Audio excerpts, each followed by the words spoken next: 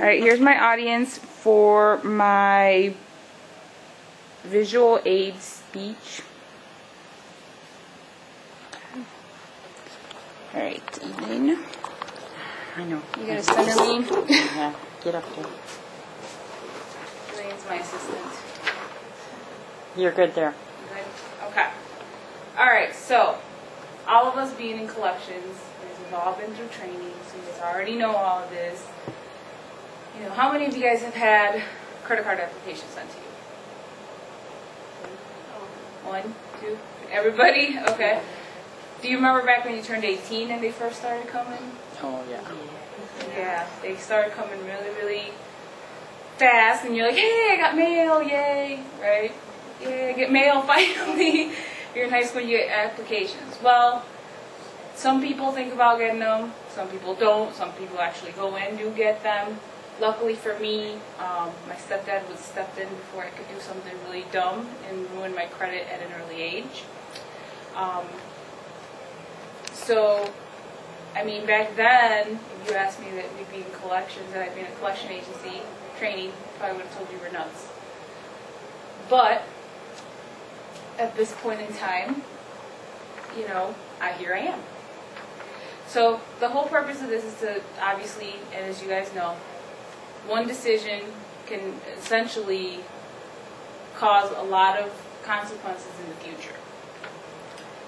It's like a temptation like with Adam and Eve. Okay? Especially when you turn 18, you have this credit. It's basically, it's free money, I guess you could say, to a certain extent. Yay, I can get something, not pay for it until later. Well, people don't think about what that could do. I know one of our co-workers had mentioned to me that, hey, you know, I went to college and next thing you know is, hey, apply for a credit card and get a free t-shirt. I mean, if you put it that way to a college student, it's like, sweet, free clothes, why not? But they don't think about, you know, the consequences that happens when you charge things onto that card and not pay for it. Or pay for it late or whatever it may be. Things like that get presented to people that are not financially stable cause things like what's on the board. Okay, and we'll go over that. Now, receiving the application obviously is only the beginning. You have to charge things on it and not pay it or pay it and do everything you need to do. According to the motivator.com, not only is it credit cards, but with homes, the average buyer right now is 31. Okay, for first-time home buyer, not just at any time. First-time home buyers, 31. So if you think about it, if you go back to when you're 21 and you all of a sudden forget about the credit card that you opened, now you have the delinquent credit card on your account. Well, now at 31, it's on your credit and it's affecting you and it's keeping you from getting either a really, really good interest rate or getting your house, period. And you guys see that every day with the people that we have here. They're like, hey, I need to pay this because I need to close on my house. So again, it's something that they did back when they were younger that they didn't think about was going to affect them when they were 31 years old. Now, according to MSN, the higher of your credit ratio, shall we say, the bigger perception that your expenses are becoming unmanageable. So this number down here, the ratio between your debt and your income, the higher that is when a mortgage broker is looking at it, the more less likely they're going to want to loan to you because they're thinking, well, your debt's it's unmanageable for you. So that's what they're looking at. Now, and this is a side note, according to Ashlyn Nelson in the journal article Credit Score Race and Residential Sorting, credit score is influenced how home purchasing power, mortgage pricing, and is found that credit scores significantly predict residential sorting behavior. What does that mean? Usually the lower credit score, lower income people will go into one section for housing, and usually the higher income go to a nicer neighborhood. All that ties into this. Okay? So what this does is it breaks down just one simple change in your income can wind up affecting you. So we have your income, say it's $4,000, say it's you and your spouse, $2,000 each. For a month, it's $4,000, which would be really, really nice, but let's go with that way. Say you pay rent, which is $515, which is really, really cheap, but just to say you're paying rent, that's your rent, right? You don't have home equity. Your car payment's $300. You have credit card bills, say about $200 that you're paying off, and any other monthly bills, say utilities, anything else. Obviously, it's cheap. It's $300. Okay?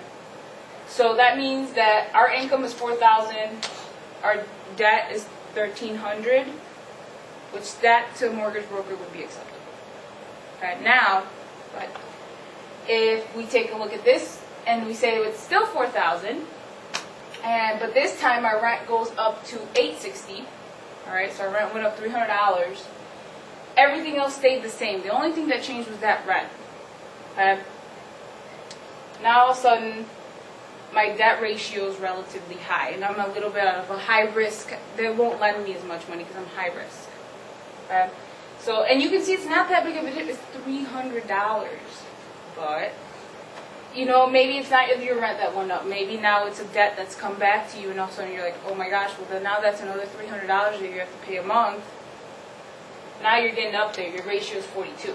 And now, if it gets even worse, say you lose your job. Okay, or say your spouse loses their job. Your income gets cut in half, $2,000. All right?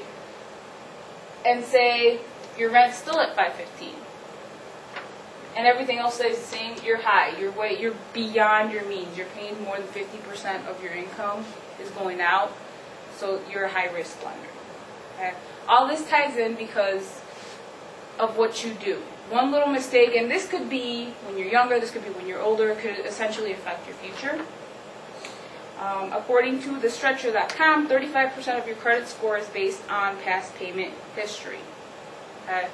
So they're going to look at what you've done in the past to see how good of a lending candidate you are. You guys all know you need to have a solid credit score. That means paying everything on time. That means making sure, not only are you paying on time, but making sure your debt to income ratio is not too high. You have to make sure you don't have too many open credit lines, too many open revolving credit lines. I mean, there's so much to keep that little credit score in a good position that you have to start when you're very, very young. So all in all, I just want you guys to remember that one little change, whether it's a $300 change in your income into your debt ratio, can essentially put you at a high risk in case you were trying to get saving. It's just financing a car.